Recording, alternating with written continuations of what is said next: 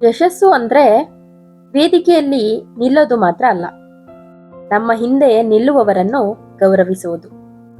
ಸೂರಜ್ ಒಂದು ದೊಡ್ಡ ಕಂಪನಿಯಲ್ಲಿ ಕೆಲಸ ಮಾಡ್ತಿದ್ದ. ಒಂದು ದಿನ ಅವನಿಗೆ ಬೆಸ್ಟ್ ಎಂಪ್ಲಾಯಿ ಅವಾರ್ಡ್ ಸಿಕ್ಕಿತು. ಸ್ಟೇಜ್ ಮೇಲೆ ಅವನನ್ನು ಕೇಳಿದರು, ನಿಮ್ಮ ಯಶಸ್ಸಿಗೆ ಕಾರಣ ಯಾರು? ಎಲ್ಲರೂ ಎಕ್ಸ್ಪೆಕ್ಟ್ ಮಾಡಿದ್ರು ಬಾಸ್ ಹೆಸರು, ಕಂಪನಿ ಹೆಸರು.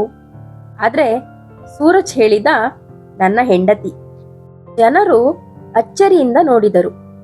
ಸೂರಜ್ ಮುಂದುವರಿಸಿದ, ನಾನು ಬೆಳಗ್ಗೆ ಟೆನ್ಷನ್ನಲ್ಲಿ ಆಫೀಸ್ಗೆ ಹೋಗ್ತೀನಿ, ಆದ್ರೆ ಮನೆಗೆ ಬಂದ್ರೆ ಶಾಂತಿ ಸಿಗೋದು ಅವಳಿಂದ. ನನ್ನ ಮಕ್ಕಳಿಗೆ ಒಳ್ಳೆಯ ವ್ಯಾಲ್ಯೂಸ್ ಕಲಿಸೋದು ಅವಳು. ನನ್ನ ಸ್ಯಾಲರಿ ಮ್ಯಾನೇಜ್ ಮಾಡೋದು ಅವಳು. ನಾನು ಒಮ್ಮೆ ಫೇಲ್ ಆದಾಗ ನೀನು ಮಾಡ್ತೀಯಾ ಅಂತ ನಂಬಿಕೆ ಕೊಟ್ಟವಳು ಅವಳು. ಅವನ ಹೆಂಡತಿ ನಂದಿನಿ, ಹೌಸ್ ವೈಫ್. ಅವಳು ಡಿಗ್ರಿ ಮಾಡಿದ್ರು ಕೂಡ ಮಕ್ಕಳಿಗಾಗಿ ಕೆರಿಯರ್ ಬಿಟ್ಟವಳು. ಯಾರಾದರೂ ಕೇಳಿದಾಗ ನೀನು ಕೆಲಸ ಮಾಡ್ತಿಲ್ವಾ? ಅವಳು ನಗುತ್ತಾ ಹೇಳ್ತಿದ್ದಳು, ನಾನು ಫುಲ್ ಟೈಮ್ ಮಾಮ್. ಆದ್ರೆ ಆ ನಗುವಿನ ಹಿಂದೆ ಎಷ್ಟು ತ್ಯಾಗವಿತ್ತೋ ಅದು ಸೂರಜ್ಗೆ ಗೊತ್ತು. ಒಂದು ದಿನ ಸೂರಜ್ ಸ್ನೇಹಿತ ಹೇಳಿದ, ನಿನ್ನ ವೈಫ್ ಲಕ್ಕಿ, ಮನೆಯಲ್ಲೇ ರಿಲ್ಯಾಕ್ಸ್ ಆಗಿ ಇರ್ತಾಳೆ. ಆ ದಿನ ಸೂರಜ್ ಗಂಭೀರವಾಗಿ ಉತ್ತರ ಕೊಟ್ಟ, ರಿಲ್ಯಾಕ್ಸ್ ಅಂದ್ರೆ ಏನು ಗೊತ್ತಾ?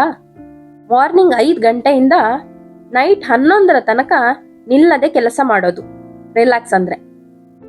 ನನ್ನ ಹೆಂಡತಿ ಕೆಲಸ ಮಾಡ್ತಿಲ್ಲ ಅಂದ್ರಲ್ಲ, ಅವಳು ನನ್ನ ಜೀವನ ಕಟ್ತಿದ್ದಾಳೆ. ಒಮ್ಮೆ ಸೂರಜ್ ಬಿಸ್ನೆಸ್ ಲಾಸ್ ಅನುಭವಿಸಿದ್ದ. ಅವನು ಸಂಪೂರ್ಣವಾಗಿ ಕುಗ್ಗಿ ಹೋಗಿದ್ದ. ಅವಳು ಹೇಳಿದಳು, ಹಣ ಹೋಗಬಹುದು, ಆದ್ರೆ ನಿನ್ನ ಧೈರ್ಯ ಹೋಗಬಾರ್ದು. ಆ ಮಾತು ಅವನ ಬದುಕು ಬದಲಿಸಿತ್ತು. ನಾನು ಸಂಪಾದಿಸುವ ಹಣ ನನ್ನ ಯಶಸ್ಸು ಅಲ್ಲ, ಅವಳು ಕೊಡುವ ಶಾಂತಿ ನನ್ನ ಯಶಸ್ಸು. ಅವಾರ್ಡ್ ಫಂಕ್ಷನ್ನಲ್ಲಿ ಸೂರಜ್ ತನ್ನ ಟ್ರೋಫಿ ಅವಳ ಕೈಗೆ ಇಟ್ಟು ಹೇಳಿದ, ಇದು ನನ್ನದು ಅಲ್ಲ, ನಮ್ಮದು. ನಂದಿನಿ ಕಣ್ಣೀರು ಹಾಕಿದಳು. ಒಬ್ಬ ಗಂಡ ತನ್ನ ಹೆಂಡತಿಯನ್ನು ಗೌರವಿಸಿದಾಗ ಅವಳು ಕೇವಲ ಹೆಂಡತಿ ಅಲ್ಲ, ಅವಳು ಅವನ ಶಕ್ತಿ. ಹೌಸ್ ವೈಫ್ ಅಂದ್ರೆ ಆಕ್ಯುಪೇಷನ್ ಅಲ್ಲ, ಅದು ಡೆಡಿಕೇಶನ್ ಆಗಿರುತ್ತೆ. ನನ್ನ ಹೆಂಡತಿ ಜಾಬ್ ಮಾಡೋದಿಲ್ಲ, ಆದ್ರೆ ನನ್ನ ಜೀವನವನ್ನು ಪರ್ಫೆಕ್ಟ್ ಆಗಿ ರನ್ ಮಾಡ್ತಾಳೆ. ಪ್ರತಿ ಗಂಡನಿಗೂ ಕೇಳಬೇಕಾದ ಕತೆ.